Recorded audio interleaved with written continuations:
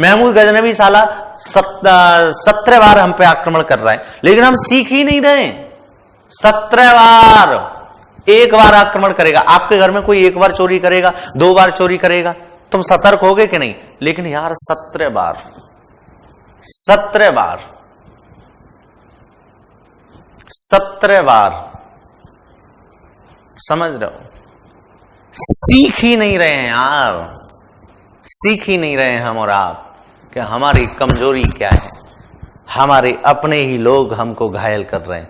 तो ध्यान रखना, दूसरों से आप लड़ सकते हैं। ये जितने भी लोग मुझे सुन रहे हैं, एक चीज ध्यान रखना, हमेशा आपको धोखा आपके अपने लोग देंगे, ध्यान में रखना। बहुत पुराना अनुभव है और मैं जीएस का टीचर हूं, लगभग सारे सब्जेक्ट पढ़ाता हूं जनरल स्टडीज में।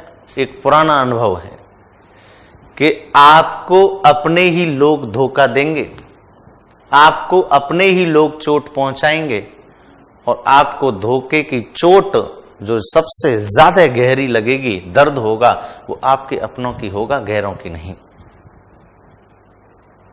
ध्यान में रखना, ये कॉन्सेप्ट है। और अपनों का धोखा आप संभाल नहीं पाओगे, क्योंकि आप सोच ही नहीं सकते कि ये मेरे साथ धोखा कर सकता है।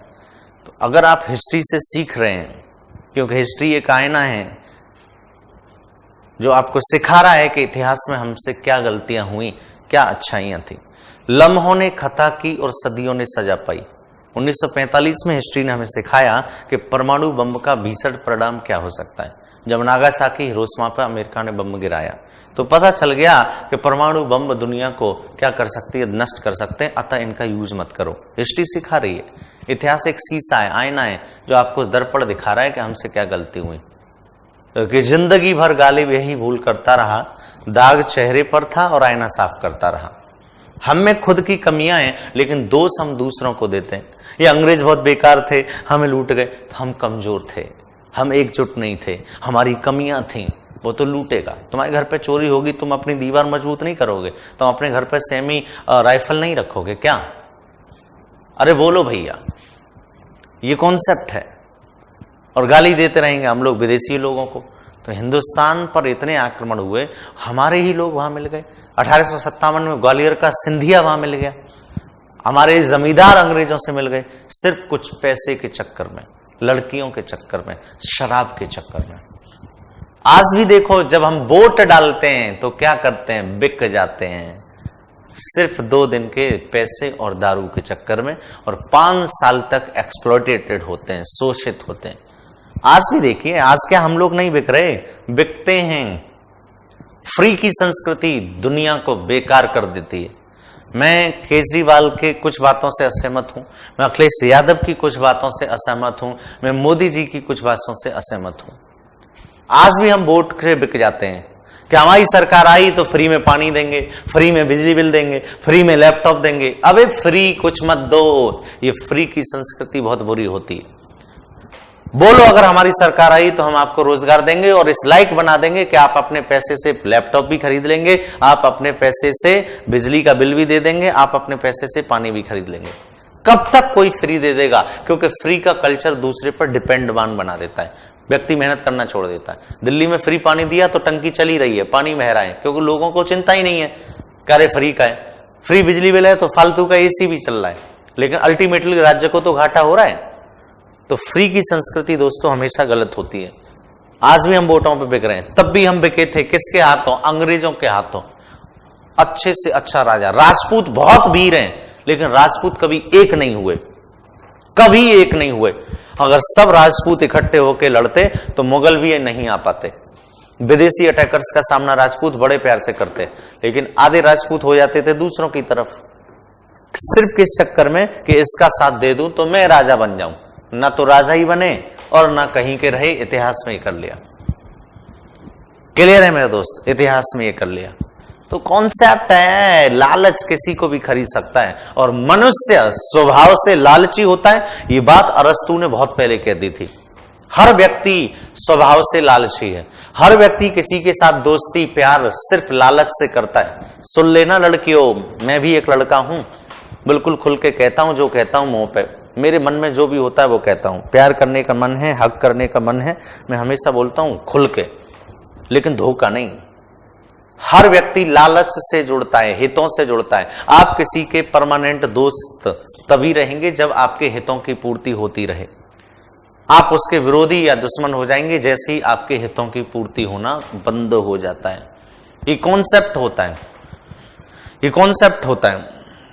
आपको अगर कोई विशेष तवज्जो दे रहा है, मोहब्बत कर रहा है, तो समझ लेना उसका कुछ इंटरेस्ट है, उसका कुछ हित है, वो समाज कल्याण करने नहीं आया।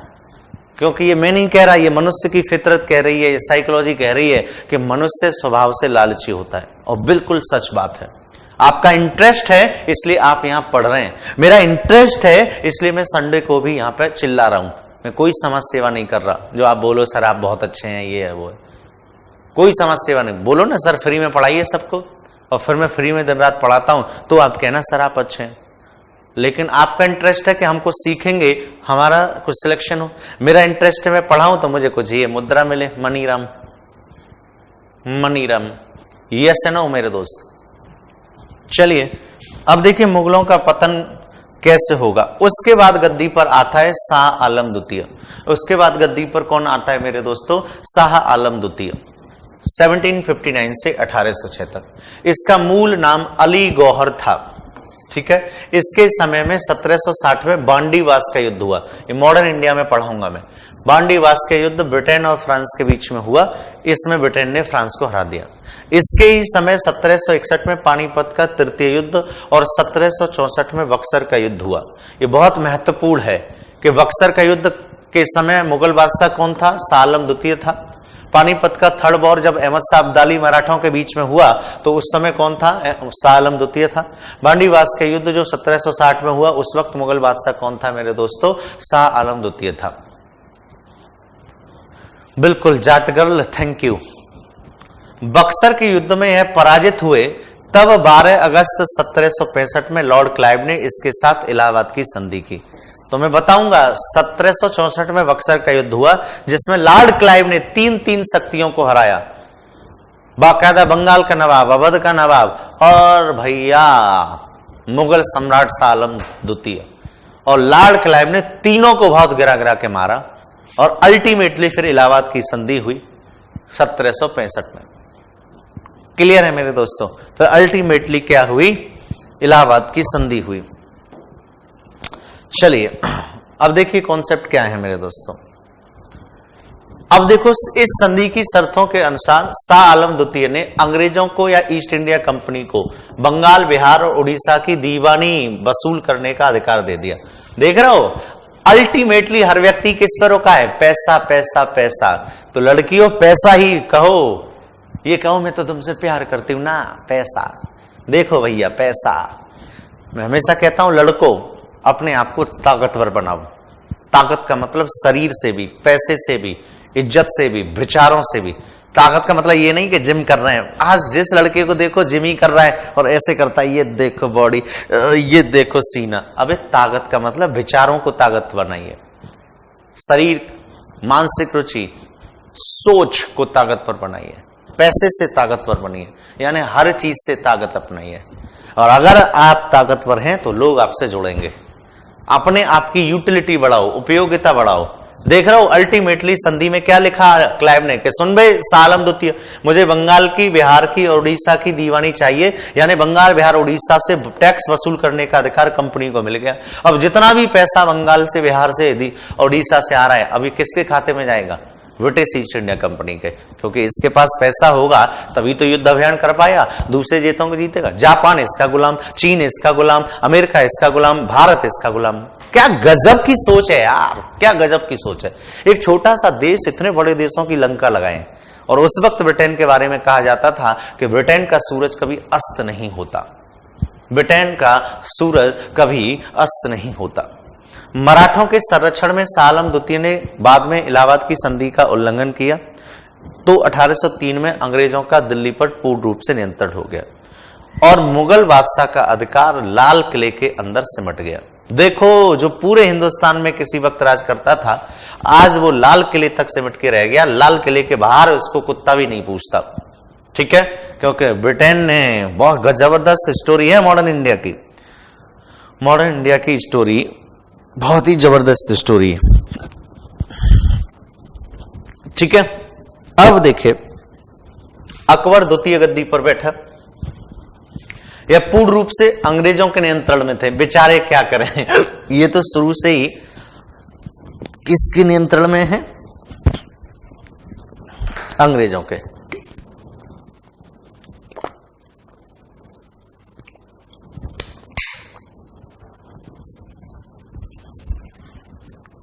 यह पूर्ण रूप से अंग्रेजों के नियंत्रण में है। इन्होंने राजा राम मोहन राय को अपनी पेंशन बढ़ाने के लिए राजदूत बनाकर 1830 में ब्रिटेन भेजा। देखो क्या बढ़वा रहे हैं, पेंशन। बेचारे पेंशन पे कर दिए। मुगल बादशाह इतनी बड़ी चीज, ब्रिटेन उनको पेंशन पे ले आया। चुप बैठो, तुमको साल भर में इतना पेंशन पहुंचा देंगे, चुपचाप खाओ, तमाकू रगड़ो और देसी शराब पियो। बेचारे की पेंशन रुक गई तो राजा राम मोहन राय पढ़ाऊंगा। राजा राम मोहन राय ब्रिटेन लंदन में पढ़े लिखे, तो कहा बेटा तुझे अंग्रेजी आती है, तू चला जा। तो इन्होंने इसकी पेंशन को चालू करवाया, इसलिए इन्होंने राजा की उपाधि दी, मेरा राजा, मेरा बेटा। तो भैया अकबर द्वितीय ने राजा राम मोहन राय को राजा की उपाधि दी। क्यों राजा की उपाधि दी? क्योंकि उनकी पेंशन को शुरू करवाया, क्योंकि उनकी पेंशन को शुरू करवाया। दैट्स व्हाई अकबर द्वितीय ने इनको राजा की उपाधि दी। कोई भी ऐसे ही टाइटल नहीं देता। आप भी बोलते हो जानू बाबू, आप भी तो जानू बाबू सोना बोलते हो प्यार से, क्योंकि आप प्यार करते हैं, क्योंकि आप दूसरे से कुछ चाहते हैं, इसलिए आप जानू बाबू सोना बोलते हैं, डार्लिंग बोलते हैं।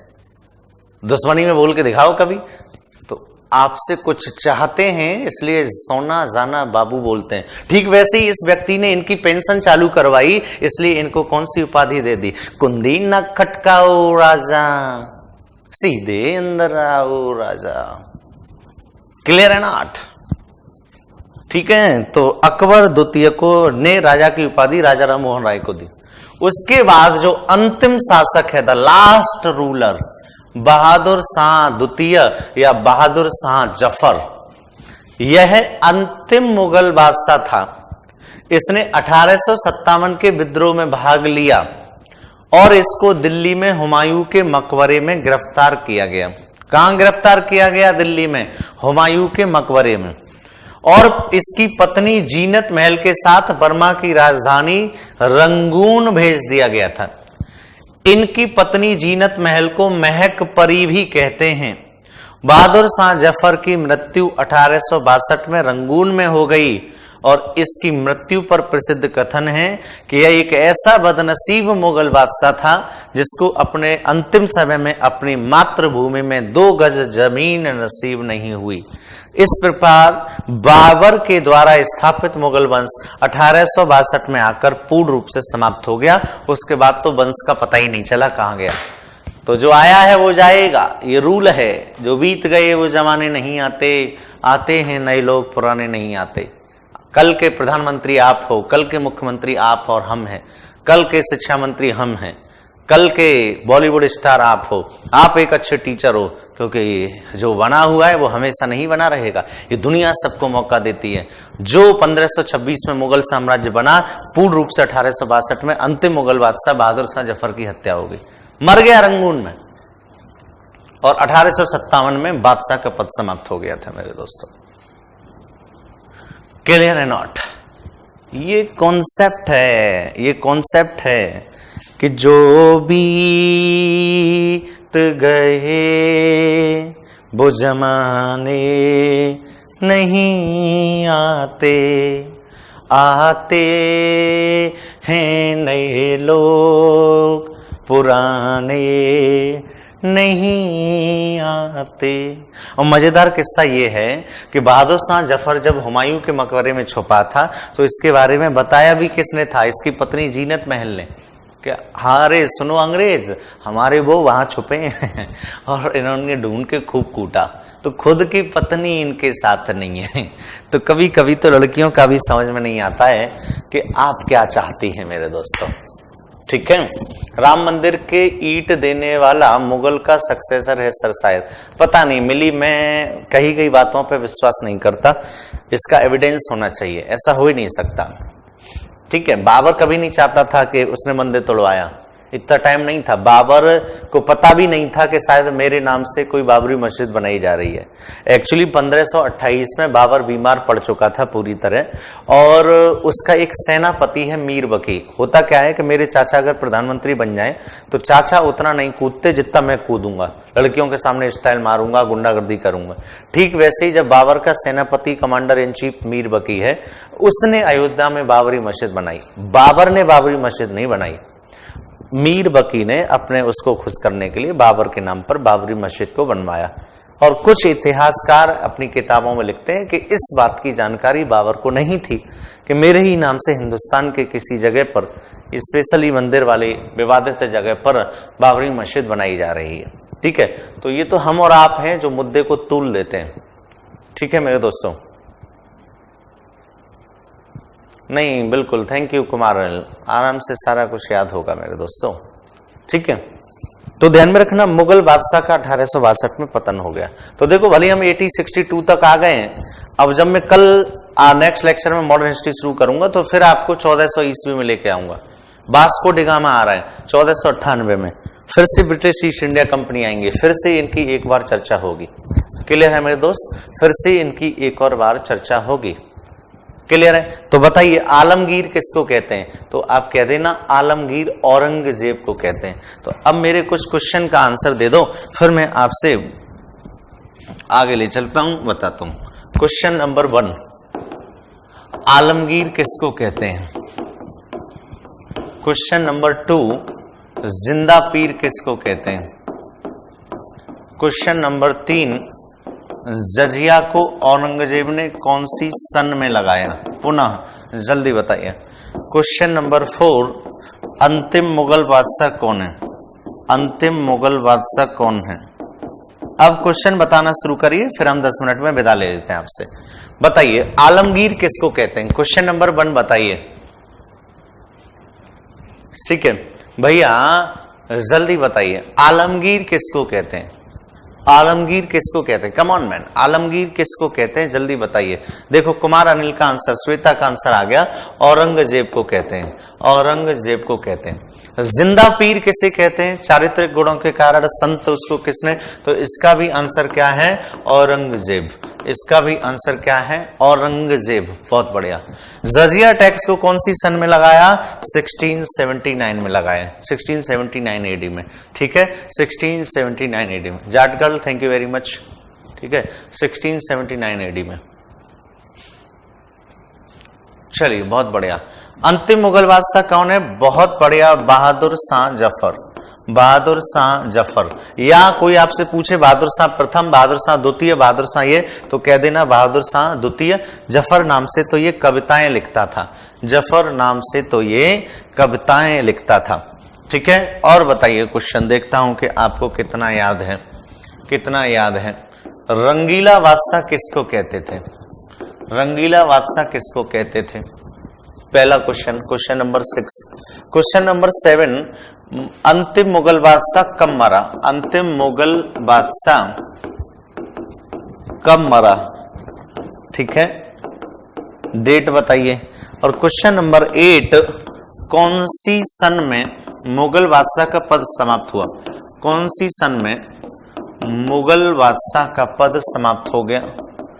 ठीक है, मुगल बादशाह का पद समाप्त हो गया। क्वेश्चन नंबर 9, अगर मैं आपसे पूछता हूं कि किस मुगल बादशाह ने 1717 में मैग्ना कार्टा या दस्तक, मैग्ना कार्टा या दस्तक यानी फ्री में ट्रेड करने की अनुमति दी? चलिए पहला क्वेश्चन बताइए, रंगीला बादशाह किसको कहते हैं? कम ऑन मैन, जल्दी बताइए, रंगीला बादशाह किसको कहते हैं? तो इसका आंसर है मोहम्मद शाह रंगीला। इसका आंसर क्या है? मोहम्मद शाह रंगीला। रंगीला क्यों? क्योंकि अय्यासी काट रहा है, दरबार में स्त्रियों के कपड़े पहन रहा है, दारू पी के आता है। अंतिम मुगल बादशाह कब मरा? तो इसका आंसर होगा 1862 में मरा। अब क्वेश्चन आए, कौन सी सन में मुगल बादशाह का पद समाप्त हुआ? तो ध्यान में रखना, मुगल बादशाह का पद 1857 में है, लेकिन 1857 की क्रांति के बाद जो 1858 का बिल आया है, इस बिल के माध्यम से समाप्त कर दिया और भारत में वायसराय का पद आ गया। तो रियल आंसर 1858 होगा। 1857 तक मुगल बादशाह रहे। इन दोनों में जो ऑप्शन मिले उसके आधार पर मारेंगे। ज्यादा सही आंसर है 1858। 1717 में मैग्ना कार्टा किसने जारी किया? फर्रुख सियर ने जारी किया। किसने जारी किया? फर्रुख सियर ने जारी किया, फ्री में पास, क्योंकि हैमिल्टन नामक डॉक्टर ने इसको सही कर दिया था तो ये खुश हो गया था। जाट गर्ल बहुत बढ़िया यार, गजब की आंसर दे रही हो तुम तो यार। चलिए उसके बाद देखिए question number 11, question number 12, question number 13 और क्वेश्चन नंबर 14। ठीक है, इन प्रश्नों के आप आंसर देंगे, फिर मैं मानता हूं कि आप किसको कहेंगे। तो किस बादशाह को शाह ए बेखबर कहा जाता है? किस बादशाह को लंपट मूर्ख कहा जाता है? किस बादशाह के समय नादिर शाह ने आक्रमण किया? नादिर शाह ने आक्रमण किया। प्लासी के युद्ध की डेट क्या है? बक्सर के युद्ध की डेट क्या है? ठीक है, करनाल के युद्ध की डेट क्या है? पानीपत के तृतीय युद्ध की डेट क्या है? ये मुझे बता दो, फिर मैं आपसे विदा लूंगा। आप भी अपना संडे एंजॉय करिए। ठीक है, देखिए बिल्कुल सोनाली जी, बिल्कुल स्कोरिंग है। हिस्ट्री की सबसे अच्छी बात कि अगर आपने 2020 में तैयार किया, 22 में मेंस दे रही हैं आईएएस का, पीसीएस का, तब भी वही रहेगा। ठीक है, बस रिवाइज करते जाना है। बिल्कुल गुरजिंदर, एंशिएंट हिस्ट्री पहले करा दूं? ठीक है, फिर एंशिएंट उठा लेता हूं, मुझे कोई दिक्कत नहीं।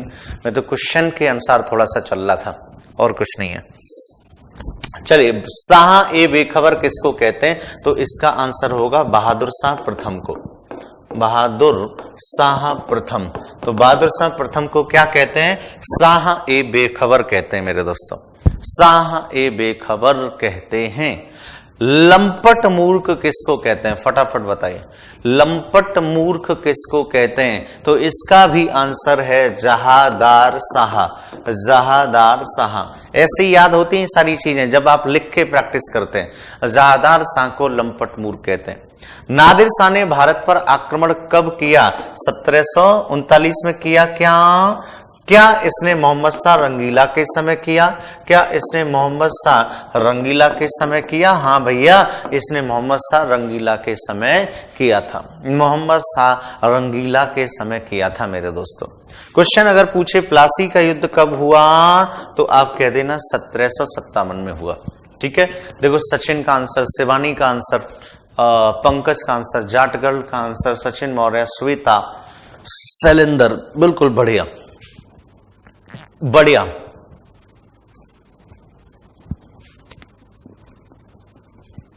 बहुत सही आंसर दे रहे हैं दोस्त, बहुत सही आंसर दे रहे हैं। मोहब्बत हो गई आपसे, आप तो बहुत सही आंसर हो गया। I love you to all of you यार, I love you to all of you. देखो लड़कों डरते हैं लड़कियों को प्रपोज करने में, देखो मैं तो सीधे सीधे प्रपोज कर रहा हूँ। I love you to all of you girl, I love you to all of you boy. बताओ अब क्या कर लोगे मेरा? ठीक है, चुपचाप आंसर बता दो, नहीं तो कैमरे में घुस के कूट दूंगा तुम्हें। संडे है, इसका मतलब ये नहीं कि तुम्हें छोड़ दूंगा। जल्दी आंसर बताओ तब छोड़ूंगा।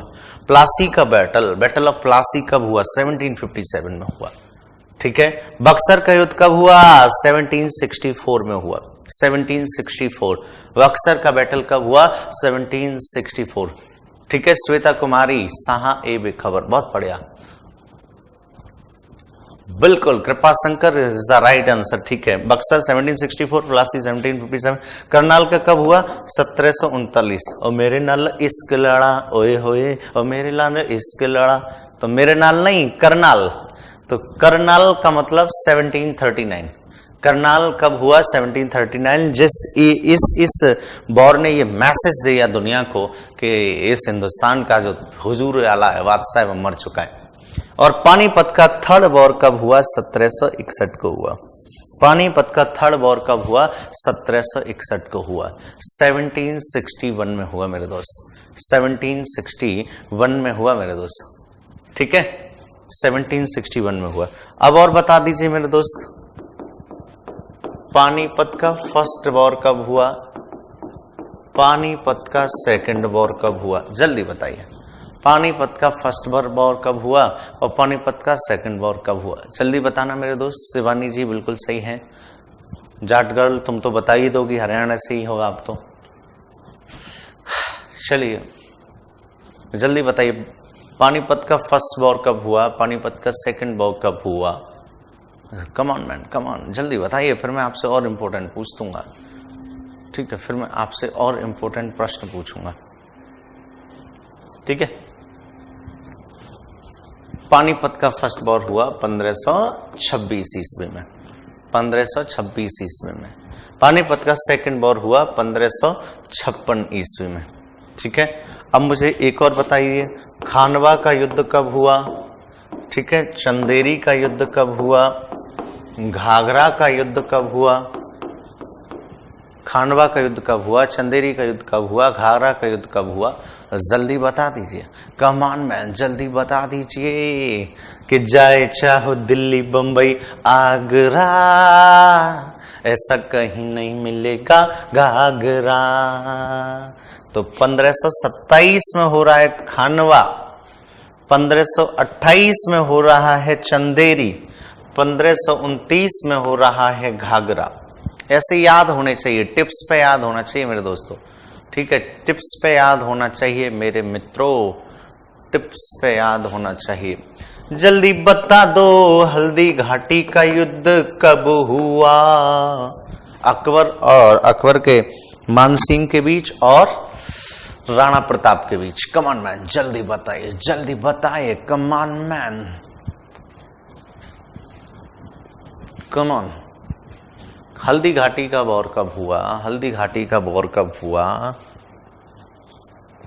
बहुत बड़े आंसर दे रहे हैं सारे मित्र मेरे, सारी सहेलियां भी मेरी सही आंसर दे रही हैं। खाना नहीं शिवानी, खानवा खाना कर रहे हो। ये बताइए, हल्दी घाटी का वॉर कब हुआ?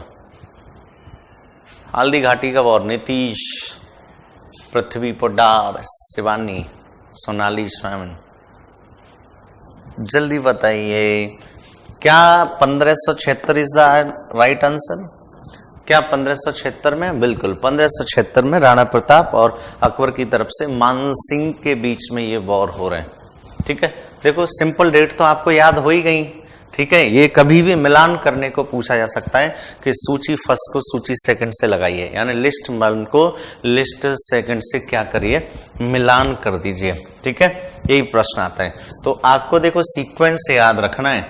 सीक्वेंस अगर मैं मुगलों की बात करूंगा मेन जो है, तो देखो बाबर, बाबर के बाद हुमायूं, हुमायूं के बाद अकबर, अकबर के बाद तुम्हारा जहांगीर, जहांगीर के बाद तुम्हारा शाहजहां, शाहजहां के बाद तुम्हारा औरंगजेब। ठीक है, औरंगजेब। एक सीक्वेंस ये ध्यान रखना है मैंने। दूसरा सीक्वेंस दिल्ली सल्तनत में ध्यान रखना है आपको। दिल्ली सल्तनत में गुलाम वंश, ठीक है, फिर तुम्हारा है खिलजी वंश, खिलजी के बाद फिर तुगलक वंश, तुगलक के बाद सैयद वंश और सैयद के बाद लोधी वंश। ऐसे आपको ये सीक्वेंस याद होना चाहिए, ऐसे आपको ये सीक्वेंस याद होना चाहिए। बिल्कुल भैया, सोनाली बिल्कुल सही है आंसर। ठीक है, बाकी मेरे FB पेज है रंजीत यादव नाम से, उस पर भी कोई डाउट्स पूछ सकते हैं आपको, अगर कोई डाउट्स लग रहा है। ठीक है, चलिए बाकी केडी लाइव के जो वो है चैनल, उस पर भी आप देख सकते हैं। ठीक है, फिर देखो आपको कौन से सीक्वेंस से याद होना चाहिए। ठीक है, अगर मैं गुलाम की बात करूं, गुलाम वंश की, तो आपको मेन रूलर पता होना चाहिए कि आपको कुतुबुद्दीन ऐबक पढ़ना है, आपको इल्तुतमिश पढ़ना है, आपको इसमें रजिया पढ़नी है, रजिया सुल्तान, आपको इसमें बलबन पढ़ना है। मेन रूलर, मेन रूलर बता रहा हूं। ऐसी अगर आप खिलजी वंश की बात करेंगे तो खिलजी में आपको जलालुद्दीन खिलजी को पढ़ना है। ठीक है, ऐसे लिख लिख के पूरे सीक्वेंस को याद किया है। जलालुद्दीन खिलजी के बाद अलाउद्दीन खिलजी को पढ़ना है, अलाउद्दीन खिलजी को पढ़ना है। ठीक है, उसके बाद आपको मुबारक खिलजी को पढ़ना है या मुबारक शाह खिलजी को पढ़ना है। ठीक है, ये आपको सीक्वेंस याद होने चाहिए मेरे दोस्तों। ठीक है, अब देखो, वैसे अगर आप तुगलक डायनेस्टी के बारे में जानना चाहते हैं तो यहाँ आपको गयासुद्दीन तुगलक के बारे में पढ़ना है, गयासुद्दीन तुगलक के बारे में पढ़ना है। उसके बाद मोहम्मद बिन तुगलक के बारे में पढ़ना है, मोहम्मद बिन तुगलक के बारे में पढ़ना है। उसके बाद फिरोज शाह तुगलक के बारे में पढ़ना है, फिरोज शाह तुगलक के बारे में पढ़ना है। ठीक है। सैयद में तो आप सब जानते हैं खिज्र खां आयसन, लेकिन मैन है आपका लोदी वंश। लोदी में 3 थे आपके। ठीक है। बहलोल लोदी था, बहलोल लोदी है, फिर इब्राहिम लोदी है। ठीक है, सॉरी बहलोल लोदी, फिर सिकंदर लोदी, सिकंदर लोदी, और फिर है इब्राहिम लोदी, इब्राहिम लोदी। ये सीक्वेंस ऐसे लिख लिख के आपको पूरे याद होना चाहिए। ठीक है, ये सीक्वेंस आपको पूरे लिख लिख के याद होने चाहिए। ठीक है। Okay Jat girl, I am from Delhi, good, कोई दिक्कत नहीं है। बाकी केडी लाइव के पेजेस पे क्वेश्चन पूछ लो। मेरा रंजीत यादव नाम से पेज है, फेसबुक भी है, आप वहां भी प्रश्न पूछ सकते हैं मेरे से, कभी भी कोई भी गाइड कर सकते हैं। ठीक है, चलिए, क्या आपको ये सीक्वेंस तो ऐसे ही लिख लिख के अगर आप सीक्वेंस को देखेंगे, डिस्कस करेंगे, तो आपको सारे के सारे कॉन्सेप्ट क्लियर हो जाएंगे। सर एक बार मनसबदार का मतलब बता दो, एक भूल गए हैं। रामचंद्र, देखो रामचंद्र पूछ रहे हैं मनसबदार का मतलब, समझिए। मनसबदारी प्रणाली, देखो कैसे कैसे क्वेश्चन बनेंगे, प्लस क्या कहते हैं, क्या है ये, एक बार देख लो। रामचरण पूछ रहा है मनसबदारी सिस्टम क्या है। मनसबदारी प्रणाली को अकबर ने शुरू किया। ठीक है, मनसबदारी सिस्टम स्टार्टेड बाय अकबर। ठीक है, बाद में हमने ये मंगोल और तमाम देशों से सीखी। ये बेसिकली मनसब जो है, इसका शाब्दिक अर्थ होता है मेरे दोस्तों पद, प्रतिष्ठा या हैसियत। अब देखो, ये जो मनसबदारी प्रणाली है, ये एक नागरिक और सैन्य प्रणाली है, यानी दोनों ही चीजें हैं। ये एक प्रशासनिक और सैन्य, it is related to administration and military department. यानी अगर आपको अकबर के दरबार में या मुगल दरबार में नौकरी करनी है तो आपको सबसे पहले मनसबदार बनना पड़ेगा। मनसबदार का मतलब होता है पद, प्रतिष्ठा, हैसियत। तो 10 का मनसब, 20 का मनसब, 30 का मनसब, 50 का मनसब, 5000 का मनसब। तो जैसे आपको 20 का मनसबदार बनाया, तो और मैं हूं 5000 का मनसबदार, जैसे मैं मान सिंह हूं, तो इसका मतलब है किसकी हैसियत ज्यादा है, मान सिंह की हैसियत ज्यादा है, क्योंकि इन्हें 5000 का मनसब दिया गया है। तो तुम्हारी सैलरी 20,000 रुपए पर मंथ है, मेरी सैलरी मान लो 50,000 रुपए पर मंथ है, तो जाहिर सी बात है मेरी औकात ज्यादा है। तो मनसबदारी प्रणाली एक प्रशासनिक और सैन्य प्रणाली है। मनसबदारी system started by Akbar, it is related to administration and military department. इस प्रत्येक मनसबदार के प्रशासनिक चीजें तो देखनी ही देखनी है, उसके बाद इसको सैन्य गुण भी देखने। इसके अंदर में घुड़सवार होते थे। क्या होते थे? घुड़सवार, यानी जो घोड़ों को चलाते हैं, घोड़ों की संख्या और घुड़सवारों की संख्या। अब ध्यान में रखना, इस मनसबदारी प्रणाली में 2 पद होते थे। एक पद होता था जात और एक पद होता था सवार। तो जात और सवार जो है वो बेटा इसी मनसबदार से संबंधित है। जात से किसी व्यक्ति की क्या पता चलती है कि उसकी सैलरी क्या होगी, उसका पद क्या है, उसकी रैंक क्या है। लेकिन सवार से पता चलता है कि उसके अंदर में कितने घुड़सवार हैं। और ध्यान में रखना, कभी भी सवार ज्यादा नहीं, वो जात ज्यादा नहीं होता था सवार से। ये रूल बना रखा था अकबर ने कि कभी भी जात सवार से ज्यादा नहीं होगा, कभी भी जात सवार से ज्यादा नहीं होगा। ये रूल बना रखा था अकबर ने। क्लियर है? तो सवार का मतलब उसके अंदर में घुड़सवारों की संख्या। इसी मनसबदारी प्रणाली में आगे चलकर औरंगजेब ने भी चेंज किया, जहांगीर ने चेंज किया। तो जहांगीर ने इस मनसबदारी प्रणाली में क्या चेंज किया? 2 अस्पा और सिंह अस्पा।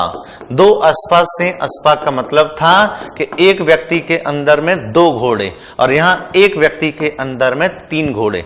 तो अगर किसी के पास यहां 3000 का सवार है और उस पे 2 अस्पा लगा दें तो 3000 × 2।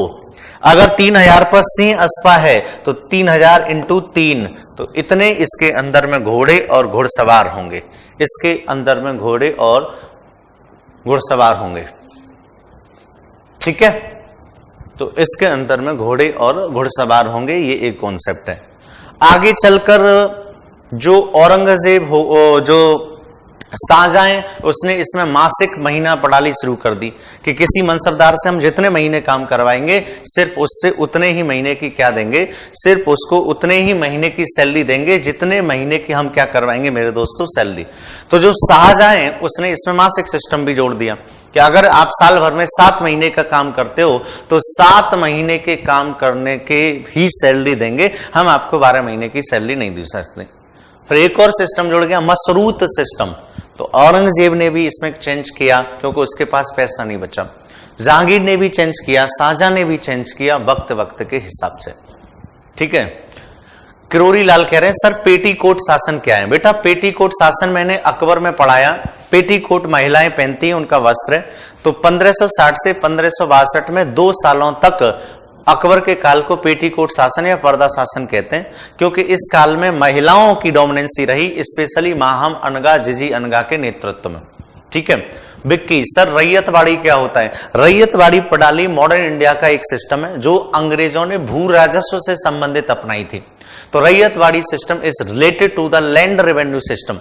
रैयतवाड़ी एक भू राजस्व वसूलने की पद्धति है जो सबसे पहले मद्रास के एक गांव में शुरू की गई, 12 महल, और इसको किसने शुरू किया? कर्नल रीड ने शुरू किया था। ठीक है,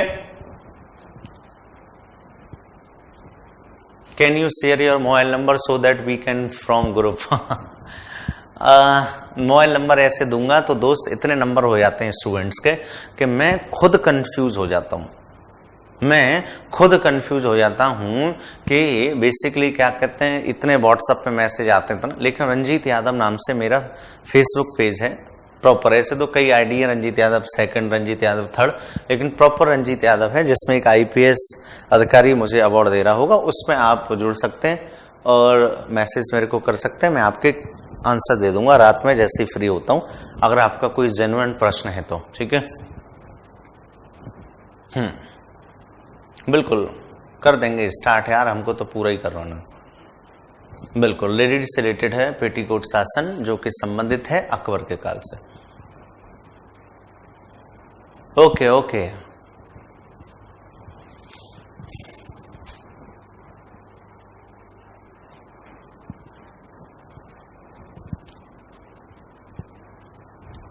चलिए दोस्तों, अब आप संडे को एंजॉय करेंगे अपना। ठीक है, तो ये एक सिंपल सी चीज है, इसको रिवाइज करिए।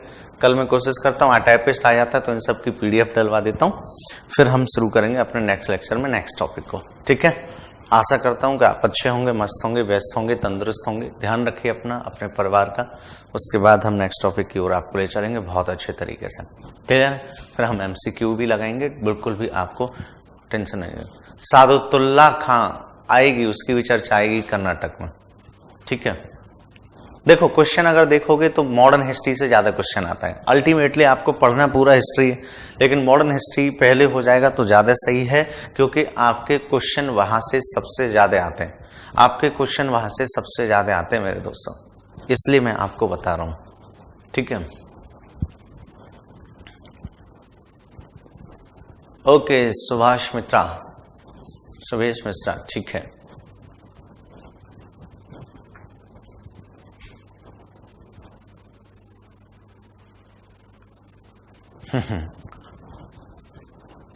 ओके जाट गर्ल, नाम बड़ा है आपका, गजब है जाट गर्ल। चलिए, have a nice day to all of you. मस्त तरीके से चाय पीजिए, अपना संडे एंजॉय करिए, मूवी देखिए। ठीक है, कोई प्रश्न हो मेरे से वहां पूछ सकते हैं आप। Thank you very much to all of you, thank you very much.